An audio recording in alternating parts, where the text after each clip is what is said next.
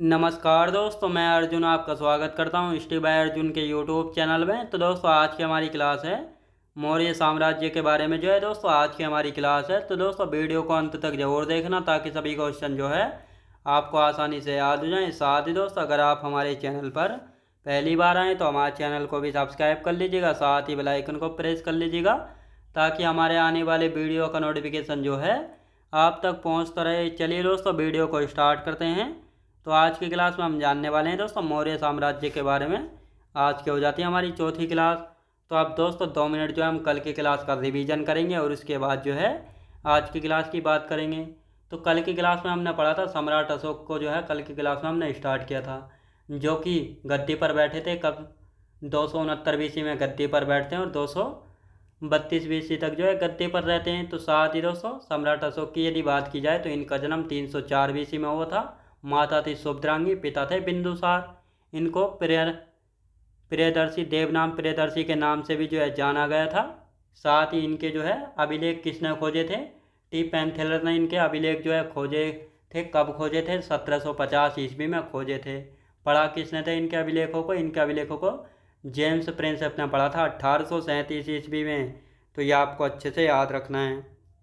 साथ ही कौन सा अभिलेख ऐसा था जिसमें जो है सम्राट अशोक ने स्वयं को मगध का सम्राट बताया था? राजस्थान के भब्रू अभिलेख में जो है बताया था। भारत में सबसे पहले शिलालेखों को जो है किसने सर्वप्रथम शिलालेखों की शुरुआत भारत में किसने कराई थी? सम्राट अशोक के द्वारा जो है करवाई गई थी। साथ ही हमने जाना था कलिंग युद्ध के बारे में। कलिंग युद्ध की यदि बात की जाए तो सम्राट अशोक ने जो है कलिंग युद्ध राज्याभिषेक के 8वें वर्ष बाद जो है लड़ा था, यानी 261 बीसी में लड़ा था। और 261 बीसी में जब लड़ा था कलिंग युद्ध तो उस समय कलिंग की राजधानी कहाँ थी? तोसली हुआ करती थी। और राजा कौन हुआ करते थे? पद्मनाभ जो है हुआ करते थे। वर्तमान में कलिंग कहाँ पे? उड़ीसा में है। और ये युद्ध जो है कहाँ पे लड़ा गया था? दया नदी के किनारे पर लड़ा गया था।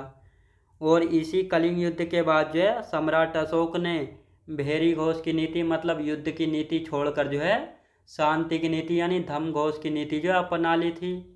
अब ऐसा क्या क्या हो गया था जिसके कारण जो है सम्राट अशोक ने जो है युद्ध की नीति छोड़कर जो है शांति की नीति अपना ली थी? कहा जाता है इनका एक भतीजा था सुसीम का बेटा निग्रोध, जिसके द्वारा जो है सम्राट अशोक जो है रोज उससे बौद्ध धर्म की प्रेरणा जो है लिया करते थे। और धीरे धीरे जो है सम्राट अशोक पर बौद्ध धर्म का असर होने लगा था। जिस प्रकार उन्होंने देखा कलिंग युद्ध में 1 से 1.5 लाख लोग मारे गए हैं, तो इसी बात को लेकर जो है इनका हृदय परिवर्तन हो जाता है और ये जो है युद्ध की नीति छोड़कर जो है शांति की नीति जो है अपना लेते हैं और बौद्ध धर्म को अपना लेते हैं। और बौद्ध धर्म की शिक्षा जो है ये उपगुप्त से लेते हैं।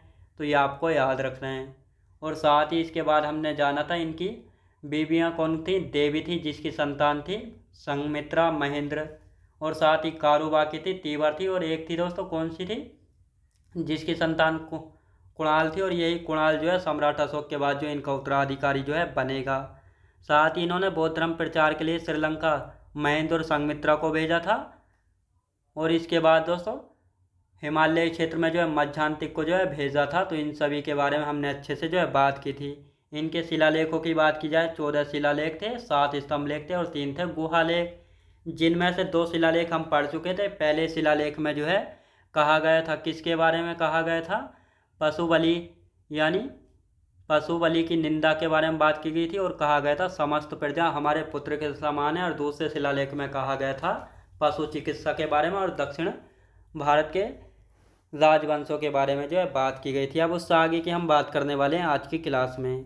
तो तीसरा शिलालेख क्या कहता है? ये कहता है अधिकारी, यानी सम्राट अशोक ने कुछ अधिकारी रखे थे, रज्जुक, युक्तक और प्रादेशक। इनका काम था प्रत्येक 5 वर्ष में मेरे साम्राज्य का जो है तुम भ्रमण करोगे, यानी घूम कर आओगे और जनता की समस्याओं देखोगे और उसके बाद जो आकर मुझे बताओगे ताकि मैं जनता की समस्या हल कर सकूं। तो ये था तीसरा शिलालेख। अब चौथे शिलालेख की हम बात करेंगे। तो इसमें भेरी घोष की नीति के स्थान पर शांति की नीति अपनाई थी।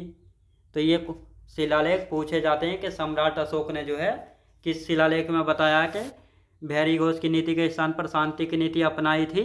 चौथे शिलालेख में। 5वें शिलालेख की हम बात करेंगे। तो इसमें जो है धम्म महामात्र की नियुक्ति के बारे में। धम्म महामात्र कौन होते हैं? जो बौद्ध धर्म के प्रचार के लिए जो है इन्होंने कुछ व्यक्तियों को जो है भेजा था। तो ये आपको याद रखना है। अब छठे शिलालेख में क्या है, इसमें आत्मनियंत्रण यानी यदि जन कल्याण की बात है तो उसके अधिकारी किसी भी समय उसे अवगत करा सकते हैं। यानी सम्राट अशोक का कहना था ये छठे शिलालेख में, अगर जन कल्याण की बात है यानी जनता के भले की बात है तो उसके अधिकारी जो है उसको किसी भी समय अवगत करा सकते हैं या बता सकते हैं। ये छठे शिलालेख में था। अब सातवें शिलालेख की यदि हम बात करते हैं, सातवें शिलालेख में क्या है, धार्मिक समन्वय के बारे में बात की गई है।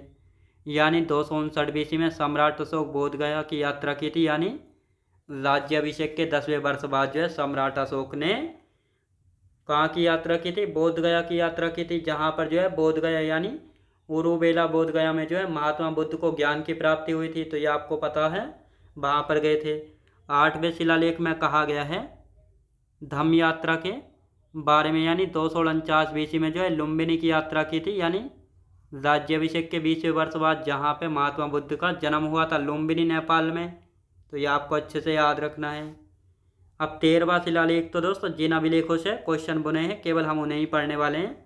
13वें शिलालेख में जो है कलिंग युद्ध के बारे में बात की गई थी, और ये कलिंग युद्ध जो है राज्याभिषेक के 8वें वर्ष बाद लड़ा गया था 261 BC में। तो ये आपको अच्छे से याद रखना है। 14वां शिलालेख है, इसमें सद्भावना के बारे में बात की जाती है 14वें शिलालेख में। तो ये आपको अच्छे से याद रखना। ये थे शिलालेख। अब एक व्यक्ति हुए हैं जिनका नाम है डॉक्टर स्मिथ।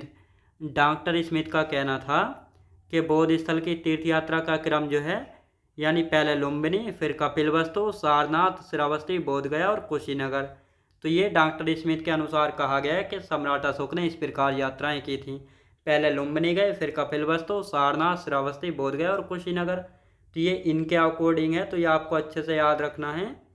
अब आते हैं कुछ अभिलेख हैं, जैसा जुम्मिनदेई अभिलेख जो कि नेपाल के तराई क्षेत्र में मिला है। इस अभिलेख में कहा गया है कि सम्राट अशोक ने राज्याभिषेक के 20वें वर्ष बाद जो है लुम्बिनी यानी नेपाल की यात्रा की थी।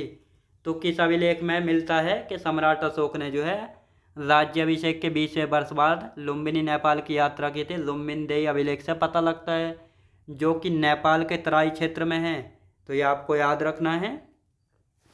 अब आते हैं मास की लघु शिलालेख। मास की लघु शिलालेख जो है ये कहाँ पे, कर्नाटक में है। इसमें अशोक ने स्वयं को बुद्ध शाक्य बताया था। तो सम्राट अशोक ने जो है किस शिलालेख में जो है स्वयं को बुद्ध शाक्य बताया था, मास की लघु शिलालेख में, जो कि कर्नाटक में है। तो ये आपको अच्छे से याद रखना है। अब आते हैं दोस्तों यहाँ पे सम्राट अशोक के 7 स्तंभ लेख कौन कौन से स्तंभ लेख, यानी पिलर वाले स्तंभ लेख, जिन पर जो है कुछ ना कुछ संदेश सम्राट अशोक के द्वारा लिखवाए गए थे। तो पहला है दिल्ली टोपरा। दिल्ली टोपरा की यदि बात की जाए तो फिरोज शाह तुगलक यानी FST फिरोज शाह तुगलक के द्वारा जो है हरियाणा से दिल्ली लेकर आया था। और साथ ही मेरठ टोपरा, इसको भी जो है फिरोज शाह तुगलक दिल्ली लेकर आया था। कौशाम्बी, ये जो है रानी अभिलेख भी इसको कहा जाता है, किसको, जो कौशाम्बी अभिलेख था दोस्तों, स्तंभ लेख था, इसको रानी अभिलेख भी जो है कहा जाता था। फिर है लोरिया नंदनगढ़, लोरिया अरारोज, रामपुर या रामपुरबा, ये तीनों स्तंभ लेख जो है कहाँ पर थे, बिहार में थे तीनों। तो ये आपको अच्छे से याद रखना है, जिसमें दिल्ली टोपरा और मेरठ टोपरा जो है पूछा गया है कि इनको जो है हरियाणा से दिल्ली लेकर कौन आया था, और इसको मेरठ टोपरा को मेरठ से दिल्ली लेकर कौन आया था। तो फिरोज शाह तुगलक लेकर आया था। तो ये आपको याद रखना है। अब 7वां है अशोक का स्तंभ लेख। याद रखें दोस्तों, अशोक स्तंभ लेख। इस अशोक स्तंभ लेख को जो है पहले कौशाम्बी, ये जो है पहले कौशाम्बी में था और बाद में जो है अकबर ने इसे इलाहाबाद प्रयागराज में जो है स्थापित करवाया था, और इसीलिए इसे प्रयाग स्तंभ लेख भी जो है कहा जाता है। यानी जो सम्राट अशोक का 7वां स्तंभ लेख था, ये पहले कौशाम्बी में हुआ करता था। अशोक ने जो है इसको इलाहाबाद यानी प्रयागराज में स्थापित करवाया, इसीलिए इसको प्रयाग स्तंभ लेख भी कहा जाता है। तो ये आपको अच्छे से याद रखना है। अब सम्राट अशोक के और अन्य अभिलेख हैं, इनको हम देख लेते हैं। जैसे सम्राट अशोक के अभिलेख, मानसेरा और शहबाजगढ़ी ये दोनों पाकिस्तान में हैं। कालसी उत्तराखंड में है। सोपारा महाराष्ट्र में है। धौली और जोगढ़ ये उड़ीसा में है। गिरनार गुजरात में है। सारनाथ स्तंभ लेख ये कहाँ पे दोस्तों, मध्य प्रदेश में है। जुम्मिनदेई और निगलीबा, याद रखें दोस्तों, जुम्मिनदेई और निगलीबा ये नेपाल के तराई क्षेत्र में है दोनों। तो ये आपको याद रखना है, ज़ुमबिंदेई और निगलीबा जो हैं दोनों नेपाल के तराई क्षेत्र में हैं। तो ये आपको अच्छे से याद रखना है। जैसे मानसेरा और शहबाजगढ़ी ये पाकिस्तान में, ये पूछे गए हैं, इनको आप अच्छे से याद रखना। कालसी उत्तराखंड में, सोपारा महाराष्ट्र में, धौली और जोगढ़ कहाँ पे, उड़ीसा में, गिरनार गुजरात में, सारनाथ स्तंभ लेक है मध्य प्रदेश में, ज़ुमबिंदेई और निगलीबा नेपाल के तराई क्षेत्र में है। तो ये आपको अच्छे से याद रखना है। अब यहाँ पे हम बात करते हैं दोस्तों, मौर्य काल को जो है 3 भागों में विभाजित किया गया था। तो कौन कौन से 3 भाग थे जिसमें मौर्य काल को विभाजित किया गया था? पहला था नाभिकीय भाग, दूसरा मुख्य भाग और तीसरा था दूरवर्ती क्षेत्र। तो मौर्य काल को जो है इन 3 भागों में बांटा गया था, नाभिकीय भाग, मुख्य भाग और दूरवर्ती क्षेत्र। तो ये आपको अच्छे से याद रखना है।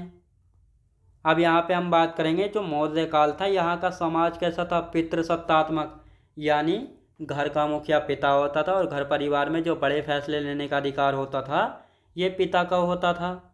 और भाषा की हम बात करते हैं तो यहाँ की भाषा क्या थी? संस्कृत भाषा थी। यहाँ की प्राकृत भाषा भी थी और पाली भाषा। और पाली भाषा को जो है सम्राट अशोक ने राजकीय भाषा जो है घोषित किया था। तो ये क्वेश्चन पूछा गया है कि सम्राट अशोक ने किस भाषा को राजकीय भाषा घोषित किया गया था? पाली भाषा को राष्ट्र। तो ये आपको अच्छे से याद रखना है। यहाँ की मुद्रा क्या हुआ करती थी? पण। याद रखें दोस्तों, पण जो है यहाँ की मुद्रा यानी करेंसी। मौर्य वंश का अंतिम शासक था बृहद्रथ, जिसकी हत्या पुष्यमित्र शुंग ने की थी। और ये पुष्यमित्र शुंग जो एक नए वंश की स्थापना करेगा, शुंग वंश की। तो ये आपको अच्छे से याद रखना है। और कल की क्लास में हम शुंग वंश के बारे में जो अच्छे से हम पढ़ने वाले हैं। तो बृहद्रथ जो है ये मौर्य वंश का अंतिम शासक था। तो ये आपको अच्छे से याद रखना है। तो दोस्तों मैं उम्मीद करता हूँ आपको वीडियो क्वालिटी, कंटेंट वगैरह सभी कुछ आपको पसंद आया होगा। पसंद आया तो लाइक शेयर और सब्सक्राइब करना बिल्कुल भी ना भूलें। साथ ही दोस्तों अगर आप हमारे चैनल पर पहली बार आएँ तो हमारे चैनल को भी सब्सक्राइब कर लीजिएगा। साथ ही बेल आइकन को प्रेस कर लीजिएगा ताकि हमारे आने वाले वीडियो का नोटिफिकेशन जो है आप तक पहुँचता रहे। चलिए दोस्तों मिलते हैं नेक्स्ट वीडियोज़ में।